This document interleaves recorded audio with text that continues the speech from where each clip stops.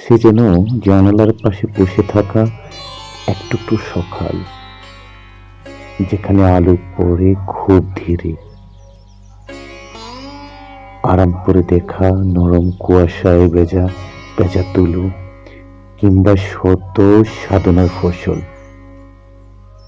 প্রথম যেদিন দেখেছিলাম সেদিন সূর্যটা একটু বেশি শান্ত ছিল। হয়তো তোমার শুভ্রতা ছুঁয়ে আলোটাও নরম হয়ে গিয়েছিল, যে নীরব আলো গায়ে লেগে ধুয়ে দিয়েছিল আমার সব ক্লান্তি। শুভ্রতার গান, আত্মিক সুবাস, শান্ত জলরঙের মতো হাঁটা, কোনো শব্দ না করে সবকিছু ধুয়ে দিয়েছিল এক নীরব নির্মলতায়। চোখের গভীরে লুকানো শত ভাষার শুভ্র এক দৃষ্টিতেই শান্ত হয়েছিল আমার অন্তর।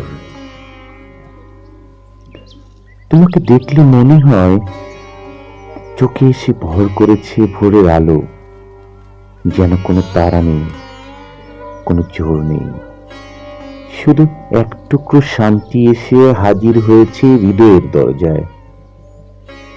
চুপচাপ নীরবতার জোরালো ভাষায় তোমার চোখে আমি পড়ি সেই গল্প, যেটা কেউ কোনোদিন লিখতে পারেনি। তোমার বড্ড শুভ্র মনে হয়, খুব শুভ্র মনে হয়।